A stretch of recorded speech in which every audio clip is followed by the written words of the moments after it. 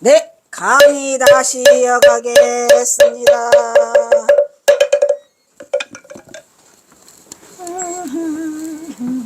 대하늘로 길이 보정하세 바다가 맞췄냐 배고파. 갑니다 이제. 자, 1. 뭐냐? 부정적인 평가. 경어선사의 부정적인 평가. 그 다음에 이제 뭐 긍정적인 평가 하겠죠. 1. 부정적인 평가. 우리에게는 언제부턴가 경허하면 언제나 떠오르는 무예행. 이 무예행이라는 이름이, 우리 경어선사는 무예행을 펼치셨는데 이게 부정적인 의미가 숨어 있더라, 이런 얘기요.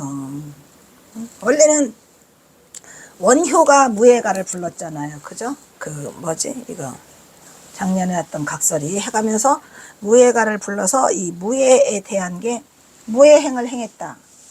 장애가 없는, 걸림이 없는, 막힘이 없는 그런 행동을 행한 자체가 깨달은 자의 모습인데, 이것을 이제 일반적인 사람들에서는 그 플러스 알파를 보태가지고 아주 부정적으로 보고 있다, 이런 얘기죠. 그렇다면 이 무예란 무엇인가? 우리는 무예에 대한 막연한 오해가 있음을 안다. 우리가 알고 있는 일반적인 수준의 그런 무예는 깨달아서 그렇게 깨달은 사람은 그 자신의 행동에 장애가 없더라. 즉, 그 자신의 걸림이 없다. 그리고 그 자신에게 거칠 게 없다라는 그 제한된 뜻으로 본다, 이 말이죠. 그런데 우리에게 언제나 논란의 중심에 서 있는 경어가 행한 무예행의 의미는 좀 더 확장된 제한적인 의미를 포괄하고 있는 승화된 고차원의 무예더라, 이런 얘기죠. 그러니까 여기를 어떻게 제한해서 무예라고 하지 말고, 경어가 깨달음의 경지는 그거를 넘어선 확장된 제한적인 의미를 포괄적으로 안고 있는 승화된 고차원의 의미예요. 승화시켰더라, 이런 얘기죠. 우리가 저급한 안목으로 보는 그러한 무예가 아니라 승화된 확장된 고차원의 무예로, 그 의미는 그 자신이 이미 뭐예요? 그 자신이 이미 중생이 아닌 깨달은 자의 무차별의 중생으로 향하더라, 이런 얘기죠. 그러니까 그 중생의 차원을 넘어서 있는데도 불구하고, 중생들은 자신이 아닌 무차별의 중생으로 향하고 있는데도 불구하고 중생들은 그 안에로 우리 경어선사를 틀을 가두려고 하기 때문에 여러 가지 부작용이 있었더라, 이런 얘기죠. 그러니까 그런 식으로 보면은 안 된다는 거죠. 즉, 경어의 무예는 어떻게 봐야 돼요? 무아의 경지를 체득한 깨친 자가 그 견지에서 흘러나오는 중생을 위한 연민이더라, 이런 얘기야. 무조건 어떤 행동을 하시던 경어선사가 개인적인 그러한 그 감정에서, 개인적인 차원에서, 개인적인 그 영향력 하에서 한 게 아니고, 이미 깨친 자인데, 경어선사는 깨쳐도 그냥 이 확철대오로 깨쳤기 때문에 도저히 우리 중생들의 안목으로는 그 감히 이 상상을 할 수 없을 만큼 모든 게 다 뭐더라? 중생을 위한 연민이었더라, 이 말이야. 근데 그것이 도저히 주체할 수가 없어. 경어선사가 주체를 할 수 없었기 때문에 결국은 동학농민혁명이라는 걸 일으키게 되잖아요. 아니, 경어선사는 하필이면은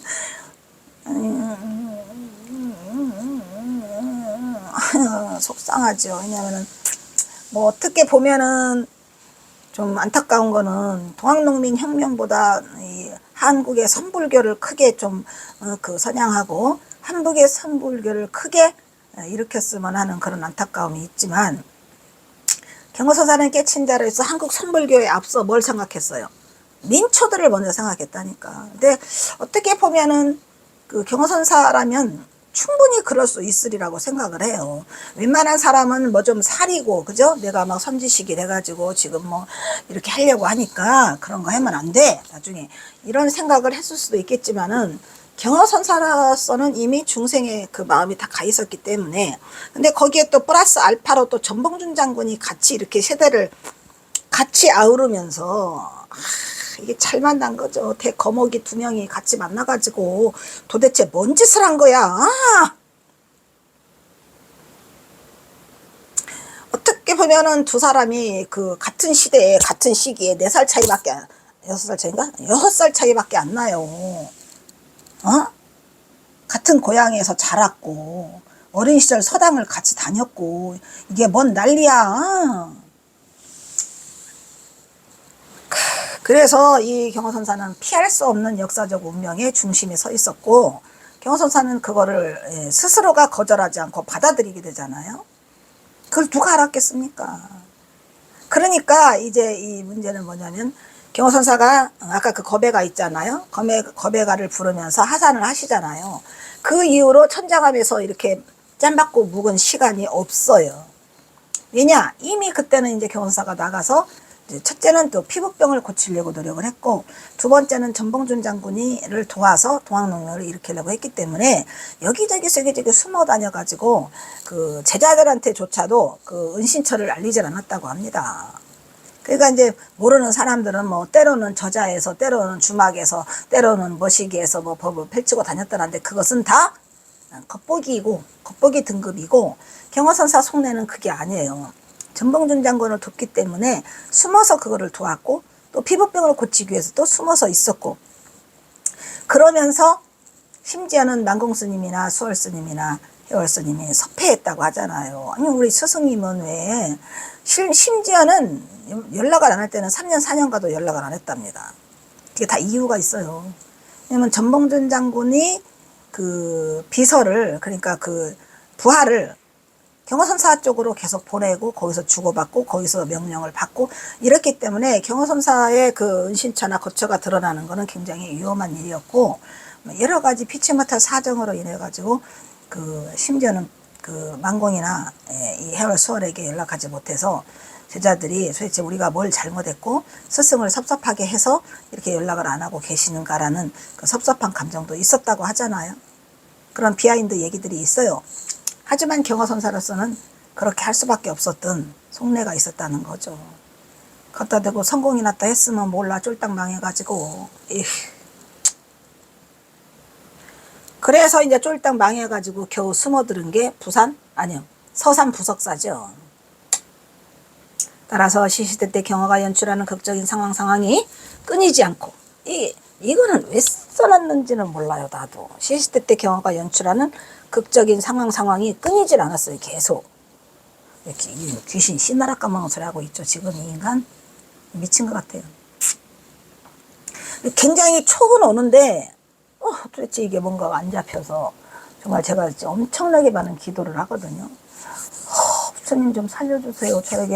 저에게 신기를 내려주셔서 내가 이걸 알 수 있게 해야지. 뭐 하는지도 모르겠는데 뭔가 잡힐 듯이 잡히지 않는 보일 듯이 보이지 않는 이 눈에 걸리는 이것들은 뭘까요?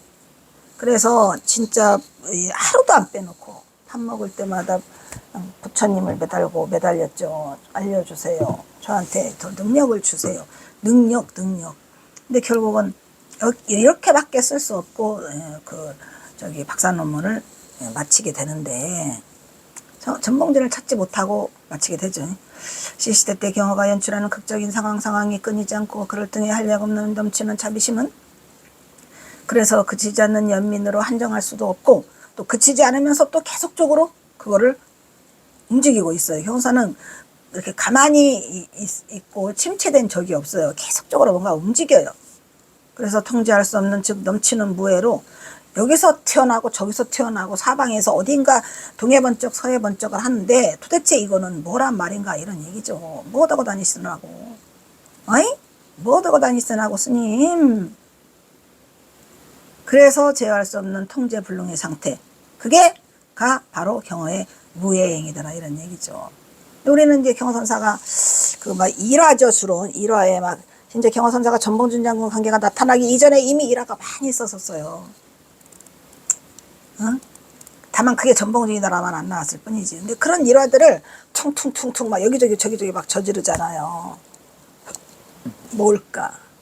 근데 결정적인 건 제가 경호선사 그 친필 서간 13개 실분 서간이 벽송 상목스님이 그거를 액자 하나로 만들어 놨는데 저 액자가 궁금했죠. 저 액자가 13편이 이렇게 뜸뜸 띄어지기는 있어요. 근데 저 13편을 한 사람한테 썼을까? 서간문이라고 하니까. 아니면 말했잖아요. 전병근이가 가지고 있었다고. 아니면 여러 사람한테 서간을 쓴 건가? 그럼 썼다면 저 서간에는 무슨 내용이 있을까? 궁금하기만 했지 너무 바빠서 그거를 뜯어서 헤쳐가지고 그거를 번역할 그게 없었어요. 근데 아무도 번역하지 않았어요. 그거를. 왜? 그냥 이 벽성 상목스님도 십몇여간 가지고 있으면서 번역할 생각조차도 안 했고 또 기념으로 나왔는데도 안 했고 근데 이제 거기에 뭐라고 간단하게 되어 있냐면은 만공스님한테 경허선사가 만공스님한테 묘양산에 있을 때 만공한테 주고받은 것으로 추측이 된다라고 써 있는데 거기에 묘양산이 나와요. 1번에. 아마 그래서 그런 내용을 했지 누가 감히 저거를 뜯으려고 하지 않았죠.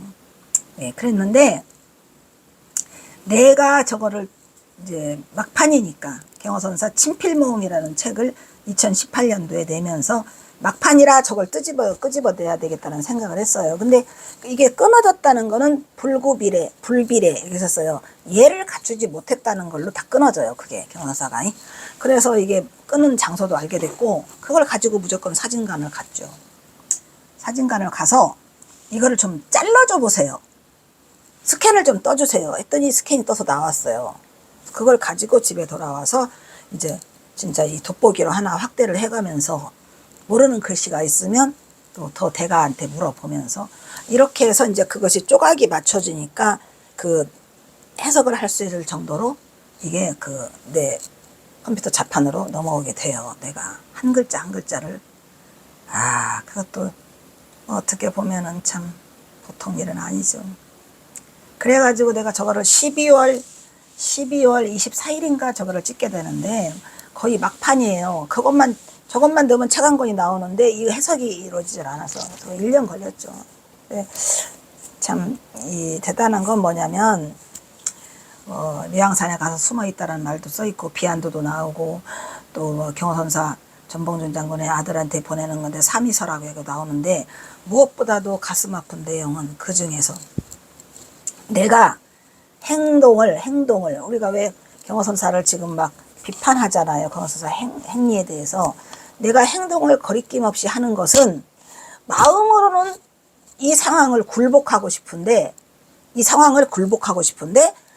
몸이 따라지지 않아서 내 마음대로 거침없이 하고 있다라는 말을 듣는 순간 뭘 굴복해야 되는지 경허선사가 이렇게 거침없이 하는 행동에 대해서 내가 마음으로는 안 한다고 생각을 하는데 내 몸이 따라주질 않아서 하고 있더라라는 그 말이 첫 번째는 경허선사가 지금 그 남들이 말하는 그 거리낌 없는 행동, 마종이라고 하는 그런 행동에 대해서 본인도 이거를 알고 계셨구나라는 생각을 하게 됐어요. 그러면서 연민이 생기기 시작하는데 말하면 뭐래요. 그때의 그 놀라움과 끝판왕은 내가 이 선법을 일으켜가지고 교령을 흔들어서 선법을 일으켰는데 이것을 선석을 물려주고 단단히 해주지 못하고 제자들을 모아놓고 내가 이걸 발표를 해야 되는데 내가 떠난다는 발표를 그러지 못하고 내가 그냥 요령만 흔들어 놓고 내가 북쪽으로 다시 돌아간다. 근데 그 북쪽을 북성이라고 썼기 때문에 눈물이 넘치듯이 흘렀죠. 경허선사는 삼수갑산을 북성이라고 하셨구나. 참 멋진 이름인데 글씨도 너무 예뻐요. 지금 저 바깥에 있죠. 그러면서 그 북성이라는 말 때문에 모든 게 다 끝나더라고 한순간에. 그랬구나.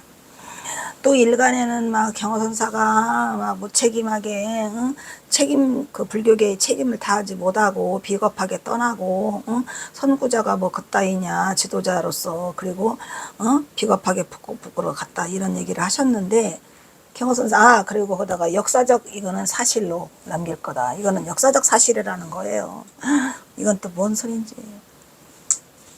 그리고 이제 이 경허선사에 대한 의심이 거기서 멈추게 되더라고요. 근데 어쨌든 경허선사는 그 모든 행동이 중생을 위한 그 연민과 주체할 수 없는 그러한 자비심, 진짜 주체할 수 없는 자비심으로 경허선사가 거기까지 갔는데 말하면 뭐라겠습니까? 그 이해만 동안 그 서간문에 막 전봉준 장군한테 너는 목이 떨어지지 않으면 막 오지 말아라. 사나이 장군은 지금 목이 떨어져 오는 거고 지금 새날이 밝았으니 빨리 가라. 그리고 암감의 폐기물들을 없애라.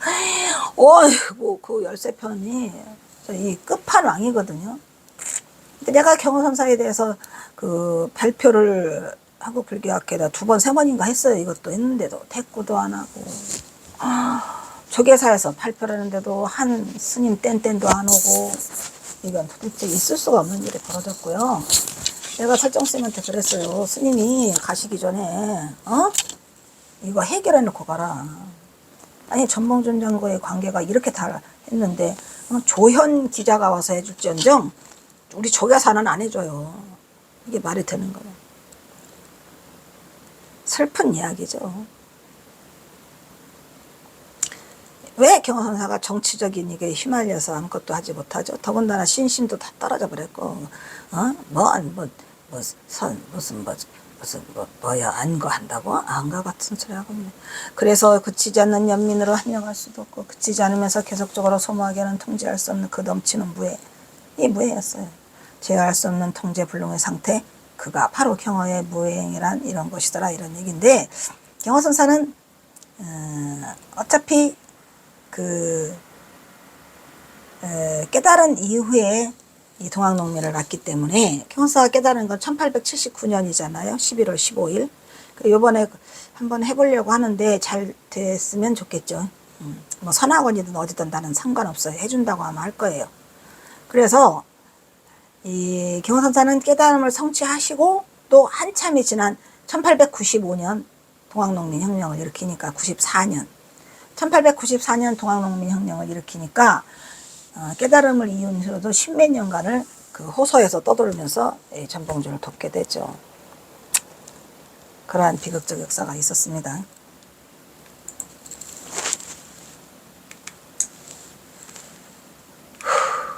경호에게는 무예행 말고도 또 꼬리표처럼 따라다니는 단어가 하나 있어요. 그 지긋지긋한 막행막식. 뭐는 경호선사가 그렇게 막행막식 했어. 막행막식은 뭐예요?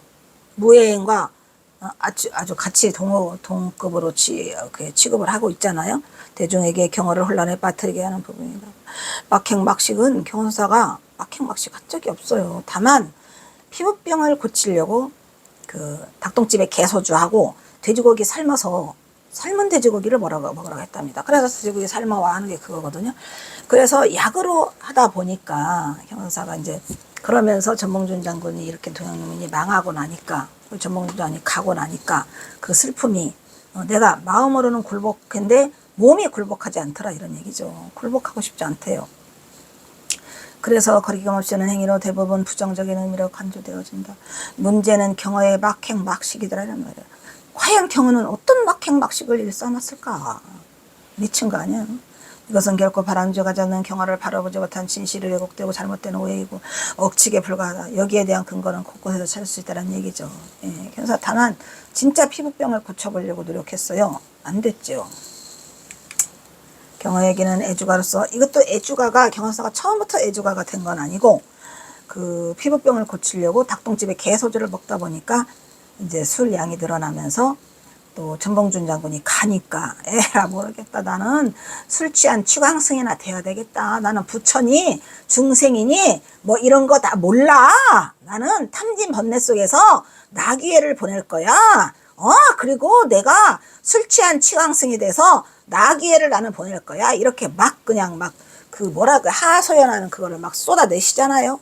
그거를 또 말하기 좋은 인간들은 뭐 주여색이라고 해가지고 뭐 수리가 주리 여색이 같다. 어디 경호사가 여색했어. 그것도 또 웃기는 거야 또. 남보다 조금은 과한 음주나 나녀 동숙의 이후 주로 피부병 치료를 목적에 닭고기나 돼지고기를 섭취했어요. 그래서 이것의 진실은 그 이상도 아니고 그 이하도 아니에요. 경호사는 그냥 있는 그대로 사시는 분이라 뭐 내가 더하고 덜하고도 없어. 예. 그냥 경험한 승려로서 더구나 깨친 자의 경지에서 술과 고기에 탐닉하여 주체할 수 없는 식탐으로 그것들을 취하였겠는가? 천만의 말씀이죠. 니들이 경호를 어떻게 알아. 참으로 우리 경호선사는 정말 피부병을 고쳐보려고 노력했는데 7년간 그 말했잖아요. 전봉준 소유의 진씨 휘하에 있는 진씨가 그 마른 꽃이 피는 곳을 줬어. 그러니까 아마 마른 꽃도 낳는다고 했고 구절초도 낳는다고 했고 안 되니까 이제 닭똥집에 개소주야. 그걸 찾아갔어. 그리고 심지어는 우리 형원사가 고쳐보려고 비안도에 가가지고 약초꽃 노릇을 하잖아요. 백령초, 백봉령. 그것도 약초로 쓰세요.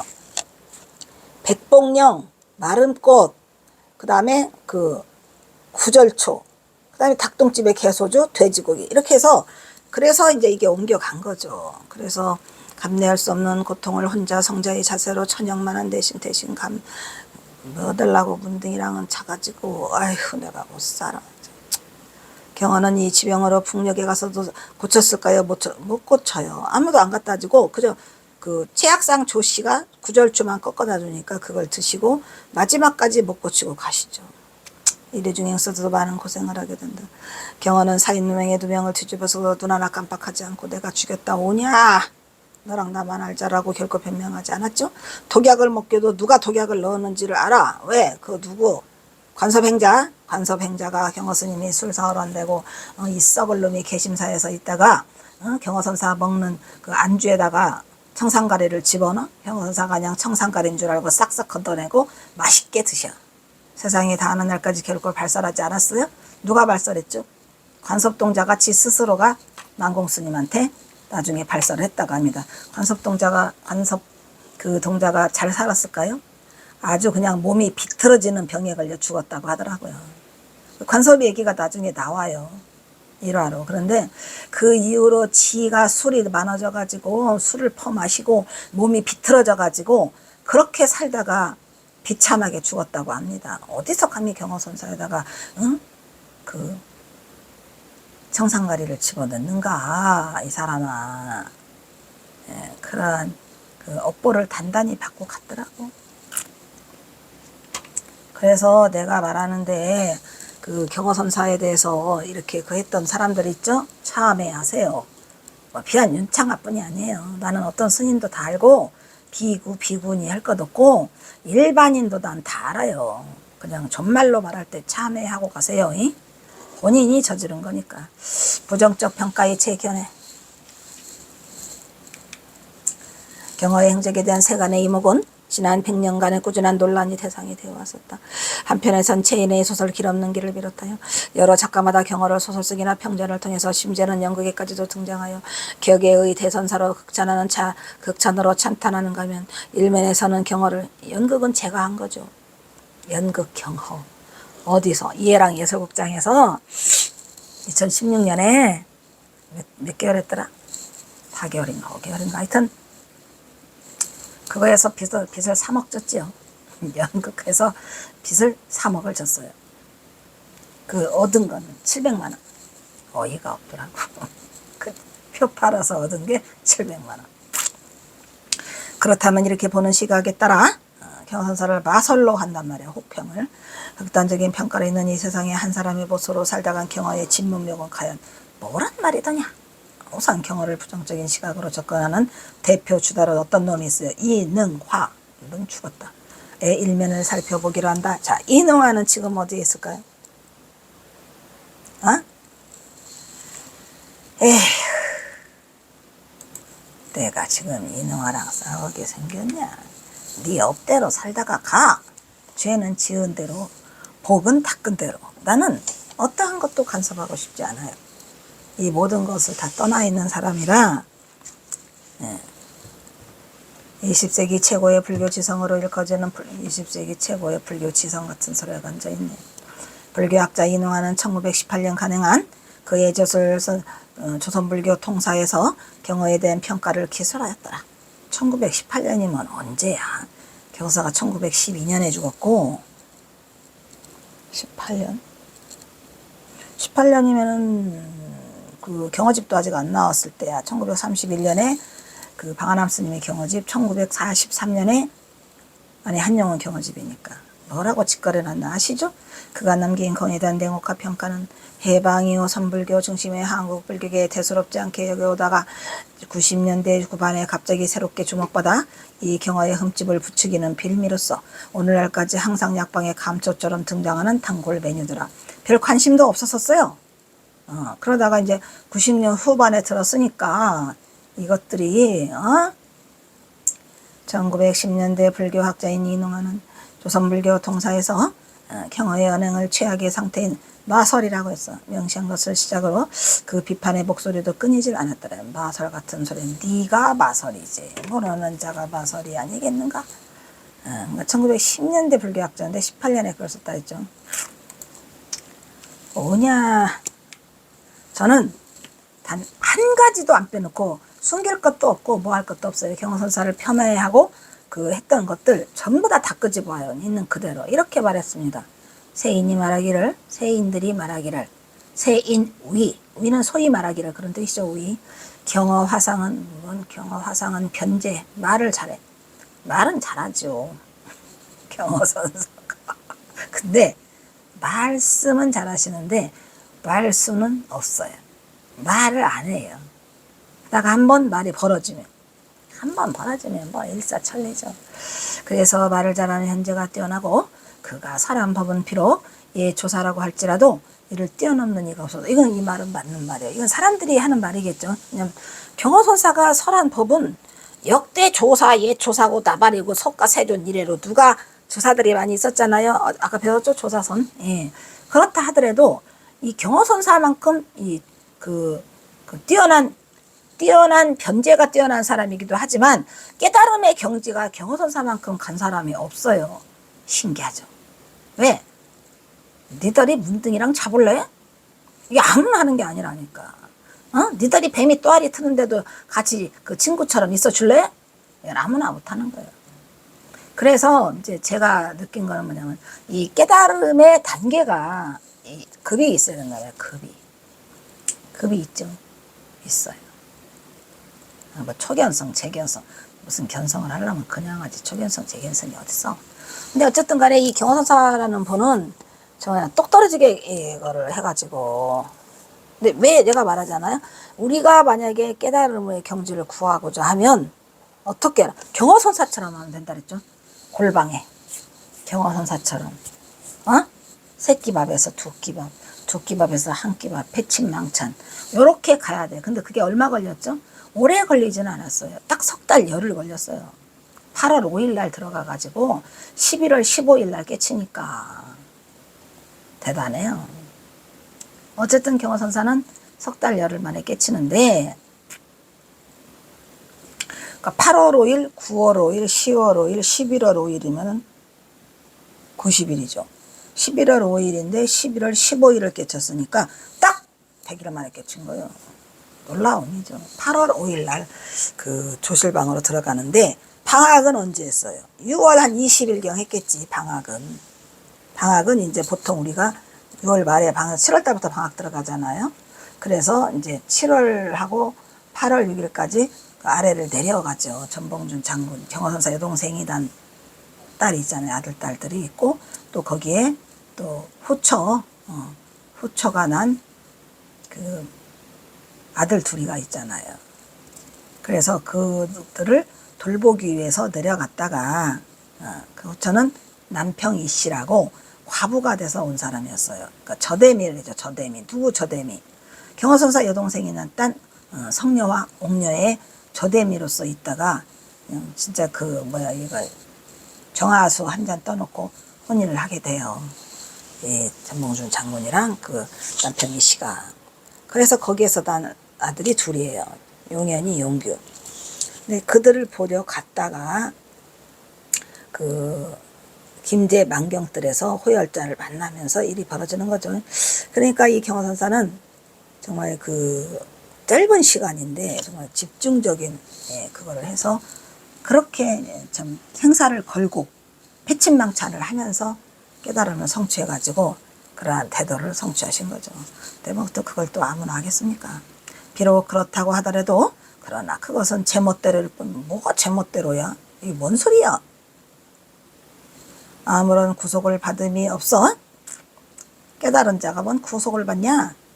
음행과 투도를 범하는 일조차 굉장히 꺼리지 않았다 이런 얘기요. 투도가. 그래서 이 경어선사는 음행과 투도의 대가요. 웃기고 앉아있네. 경호사가 뭘 도둑질했어? 그 도둑질했다는 것도 이상한데 아마 그거 아닐까. 관석동자한테 가서 그 왜 벽장에 가서 그 개심사에 있을 때, 그죠? 개심사에 있을 때 주지가 됐죠? 동원이죠, 동원이. 술 사올 돈을 가져라 해서 그걸 도둑질하게 했는데, 하여튼 꺼리지 않았다. 세상의 납자들은 다투어 선류, 납자, 선류 같은 소리. 다투어 이를 본받아 심지어는 음주식욕이 깨달음과 무관하고, 언제 경호사가 음주식욕이 깨달음과 무관하다고 했나? 깨달음과 무관하기도 하고 깨달음과 무관하지 않기도 하고. 예, 수행을 할 때는 무관해요. 아니 무관하지 않아요, 음주식욕이. 근데 깨달은 이후로는 무관하죠. 그래서 행음 행도가 반야에 방해되지 않는다고. 누가? 경호선사가 행음 행도가 방해되지 않는다고 누가 말해? 어? 그거는 경호선사를 모함하는 자들이 경호선사 흉내를 내면서 하고 있다는 거죠. 방해되지 않는다고 창언하면서 이를 대승선이라고 하더라. 대승이 견지에서는 괜찮다고. 그건 니네가 만들어 놓은 거죠. 그래서 이렇게 지금 어디에 써 있다는 거예요. 여기까지만 할 거도 보다. 또 그가 막행막식의 잘못을 엄폐해 가장하여 모두가 진흙탕 속으로 들어갔으니. 누가 진흙탕 속으로 들어가? 이것도 웃기는 말이에요. 그러면 모두가 진흙탕 속으로 들어가면 한국 선불교가 살아나지 못했겠네? 아이고, 택도 없는 소리. 대개 이러한 배풍은 실로 그 원형이 경어로부터 만들어놓은 거죠. 절대 그렇지 않아요. 그거를 흉내내는 일부가 있었을지언정 한국 선불교는 엄연히 존재했고, 많은 사람들이 경어선사를 따르고 제자들이 끄렁끄렁하게 경어선사를 받들어 왔죠. 종림에서는 만약에 경호사가 정말 그런 인간이라면 이 한국 선불교가 살아났겠습니까? 종림에서는 이를 지목하여 나설이라고 해야 올 것이다. 니나 본인이 만들어내는 바를 종림이라는 핑계를 대고 있는 거죠. 내 아직 감히 경호선사에. 그렇지. 오처 같은 소리가 앉아있네. 견처. 아이고, 견처를 알기는 아는 사람이라면 이렇게 썼겠습니까? 안다고는 할 수 없죠. 만약에 불경과 불서의 바탕으로 이를 논한다면, 불경과 불서는 선어록과는 또 다른 이죠. 이를 논한다면 그 옳지 못함이 드러날 것이다. 이거는 뭐가 쓴 거예요? 이능화가 쓴 거예요. 일단은 오늘은 여기까지만 하겠습니다. 자, 두두두. 자, 다음은